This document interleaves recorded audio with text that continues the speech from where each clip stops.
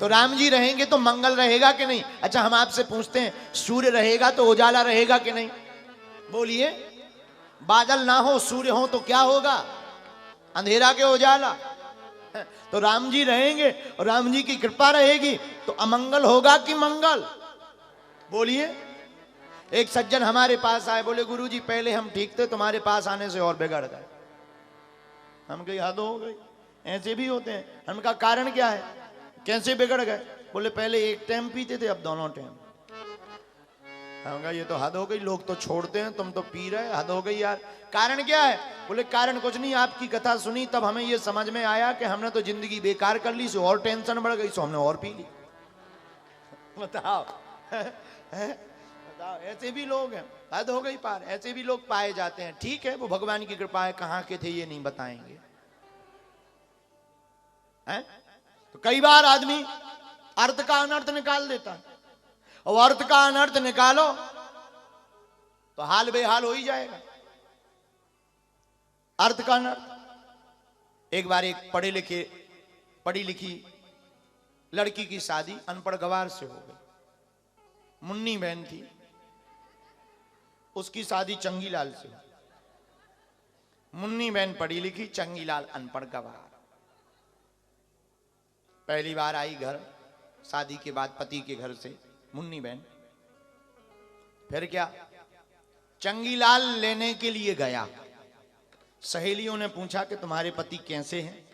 तो इसने झूठ मूठ का बता दिया, बहुत समझदार है, पढ़े लिखे बहुत। और बोलना ही चाहिए, पति की कौन इज्जत, मनानी ही चाहिए ऐसी इज्जत। मुन्नी बहन बेचारी समझदार, पढ़ी लिखी, इंटेलिजेंट, ग्रेजुएट, पति लेने के लिए आया, सहेलियों को बताया। पत्नी ने, बहुत समझदार है, पढ़े लिखे हैं, ईमानदार है, सत्यवादी। पुराना जमाना था। पत्नी ने सोचा थके हैं, चूल्हे के पास ही बैठ जाएं, यहीं हम टेढ़ा मुंह करके पूरी बनाते जाएंगे, ये खा लेंगे यहीं।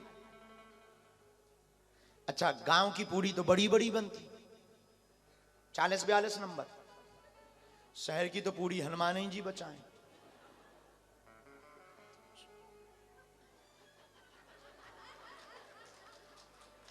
अब यही समझ में नहीं आता कि तोड़ें कि ना तोड़ें। शहर की पूरी देख करके हमें सबसे बड़ी दिक्कत तो यही होती कि तोड़ें कि ना तोड़ें। इतनी तो पूरी बनाई, शहर की पढ़ी लिखी औरत मुन्नी बहन ने पूरी बनाई, छोटी छोटी। ये गांव का गवार आदमी, इसने कहा कि कौन तोड़े, पूरी ले, साग धरे और पूरा खा जाए समोसा जैसे। तो बाकी सहेलियां भी आ गई।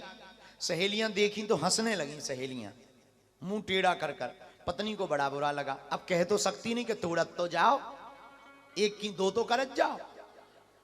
तो पत्नी ने इशारे में 2 अंगुल उठाए, 2 अंगुल दिखाई, एक की दो तो कर। पति को लगा कि पत्नी समझदार है, ये कह रही थके हुए आए, एक क्यों 2-2 खाओ।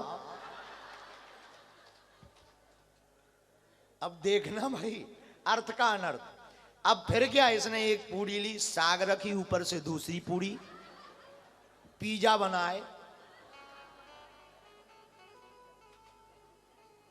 अब सहेलियां और टेढ़ा मुंह कर कर हंसने लगी।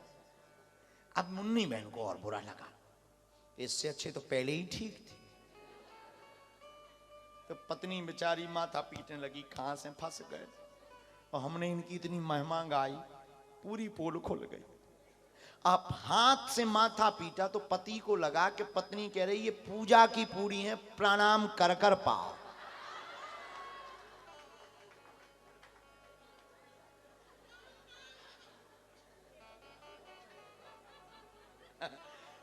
तो वो बेचारा चंगीलाल एक पूड़ी ले, उसके ऊपर साग रखे, दूसरी पूड़ी ले, फिर प्रणाम करे, जय हो,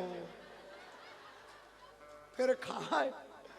पत्नी बोली मर गए कर हम, अब माथा भी नहीं ठोक सकते, पता नहीं क्या समझ ले।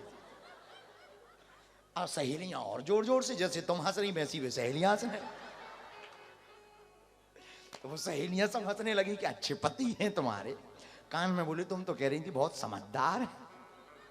पत्नी बोली क्या बताएं। अब पत्नी कुछ कह तो सकती नहीं, तो पत्नी ने एक लकड़ी ली, जो जल रही थी चूल्हे में, पुराना जमाना, गैस की बात थोड़ी, और लकड़ी लेकर के चूल्हे में लगा के, अरे चूल्हे जैसा पहले जल रहा था वैसे ही जलता रहता है, इससे अच्छा। अब बताओ, वो तो सही समझा रही, ये समझ उल्टे रहे। ऐसे ही हम लोगों का हाल है। रामचरितमानस हमें सही समझा रही, हम समझते अपने हिसाब से। तो समझ अगर ठीक ना हो तो अर्थ का अनर्थ हो जाता है। इसीलिए गुरु की आवश्यकता जिंदगी में होती है। गुरु अर्थ का अनर्थ नहीं होने देता, अर्थ का अर्थ ही बताता है। हमें लगता है, इसीलिए बाल अयोध्या कांड की शुरुआत श्री गुरु चरण सरोज निज मन मुकुर बरनौ रघुबर। इसीलिए इस दोहा से अयोध्या कांड शुरू किया, क्योंकि गुरु अर्थ का अनर्थ नहीं होने देता, अर्थ का अर्थ ही करवाता है। अच्छा, जो दायक फल, वो 4 फल कौन है? अर्थ, धर्म, काम, मोक्ष। ये 4 फल है, ये चारों फल मिलते हैं। राम जी विवाह करके आए, चारों दिशाओं में मंगल छाए। अब एक दिन की बात सुनिएगा, रामचरितमानस कहती है, राय सुभाय मुकुरो कर लीना। राजा की एक आदत थी, दशरथ जी की, कि वो गद्दी पर बैठते थे तो शीशा से अपना चेहरा देखते। चेहरा मतलब दर्पण से मुख। और ये बात भी बहुत अच्छी है, दर्पण में मुख जो बहुत ज्यादा देखता है तो 2 अर्थ होते हैं। जो बहुत ज्यादा दर्पण में मुख देखे, समझना बहुत कामी आदमी, कामी पुरुष बहुत ज्यादा दर्पण में मुख देखता है। जो कामी बहुत होता है वो दर्पण में ज्यादा मुख देखता है, वो देखता है अपने आप को कि हम ठीक कैसे लग रहे। ऐसे करेगा थोड़ी देर,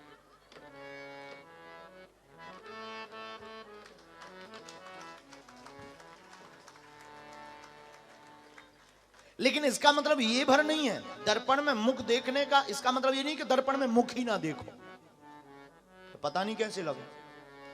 तो मुख तो देखना चाहिए, दर्पण में मुख सजाने के लिए नहीं, दर्पण में मुख तन का भी देखना चाहिए, और कथा में बैठकर अपने मन का भी देखना चाहिए कि हम कितने अच्छे हैं या कितने बुरे हैं। तो रामायण तो कहती है, बदनु बिलोकी मुकुट समुकीना। राजा बदन को देखकर मुकुट ठीक करते हैं। हमारा मानना है राजा अपने मन को देख करके मन को सुधार का काम कर।